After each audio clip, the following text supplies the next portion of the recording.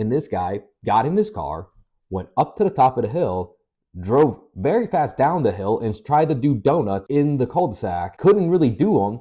Drove up, came back down, and just kind of kept on rinsing and repeating that thing over and over again, trying to impress people or make people mad or whatever it was.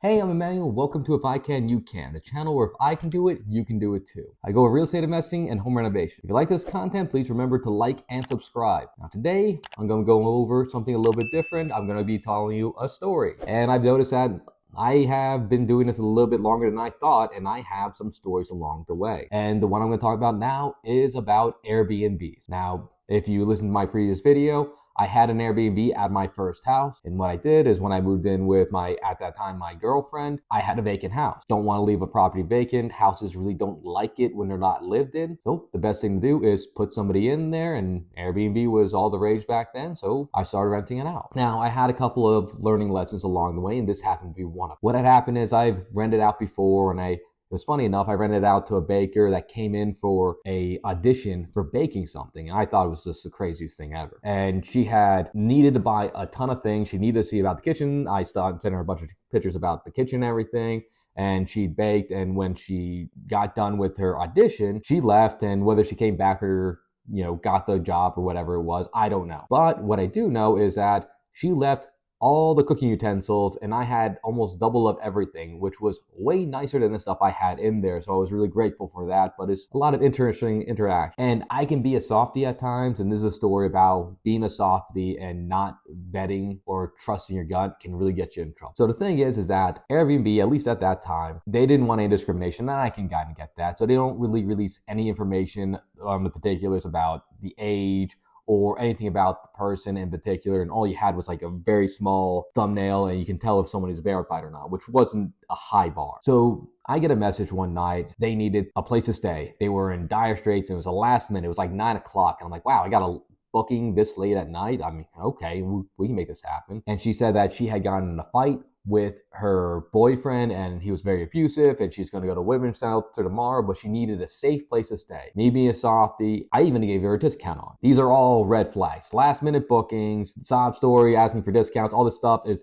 you don't want to get into that. It is really not your business to do it. If you want to do it, great on you, God bless, but you should be very careful when you do this kind of stuff. And sure enough, the only thing I could see was that small thumbnail, and she had a filter on, and it kind of looked like it had little flowers in there, and it looked like a mid to late 30s woman, and you couldn't really tell because the picture was so small and pixelated. I'm like, yeah, okay, whatever. She looked like she was legit. She was absolutely not legit. What had happened is I had gone to bed. Sure enough, one of the next door neighbors, he's a little bit interesting of a character, and he was on disability, and he watched the neighborhood like a hawk. And he's like, if there's anything that happens here, I know about it, and I'll let you know. And he was going to look out for me, and I really appreciated that. And sure enough, he kind of looked out for me. He called me the next morning, and he said, how are you doing this morning? I just wanted to let you know that the cops were at your house last night, and they had to break up a party. At which point I said, why did you not call me last night? Why did you wait until this morning at 8 or 9 a.m.? And sure enough, what had happened was that lady was not, mid to late 30s. She was 18 years old, and she had tricked me into lending her my house and threw a massive party. In the middle of this party, somebody had showed up that they didn't want to be at that party, and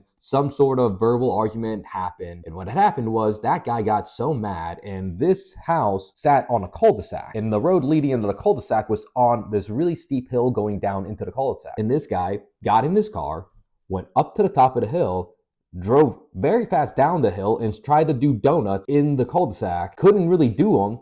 Drove up, came back down, and just kind of kept on rinsing and repeating that thing over and over again, trying to impress people or make people mad or whatever it was. But then the neighbors didn't like that. They got called. Cops came after that guy, told him to turn down the music, whatever it was. But there was plenty of people still in that property. And with Airbnb, you really can't enter the property until they're supposed to be out. Rules, and I get it, I will do that. The exit time was 11 o'clock. They had to be out. At 11:03, I opened the door and I had a video, and I'm not going to show it, but as I walked in, I found 2 to 3 people sleeping in the immediate hallway as you entered, another 3 on the couch, a couple upstairs, a couple on the other couch, and this is all being recorded. I'm walking through and I'm recording the whole thing, and I'm screaming, "Get out, cops are gonna get called. Everyone needs to leave right now." And sure enough, I walk through and I'm documenting everything. Then I finally find the person that was actually supposed to be the one renting it out. Sure enough, I told her, like, "You are in a massive amount of trouble. This is not cool.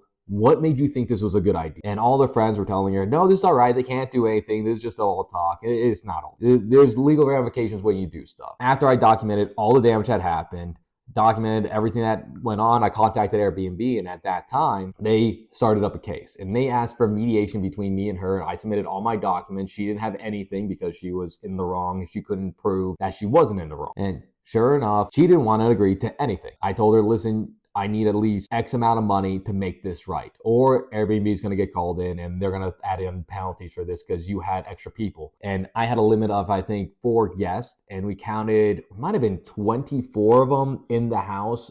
And I captured it because all on video when I walk through, so you can count the heads and you can see the people. Between that and the damages, because it was a penalty per every person that I could identify, that it was something like $2,000 or $2,500 for that single night, not including the actual stay that she had to spend money on too. Thankfully, Airbnb made me whole and they put her in collections afterward, but people will make dumb decisions and this will happen. Be very careful not to get yourself in a trap. So that's all I have to say about that. Be careful when you have Airbnbs, because this stuff, it does happen and people think they can get away with it. But that's all I have for right now. If you want to hear more stories, let me know in a comment. And please like and subscribe to this content if you did like it. But that's all I have for right now, and I'll see you in the next one.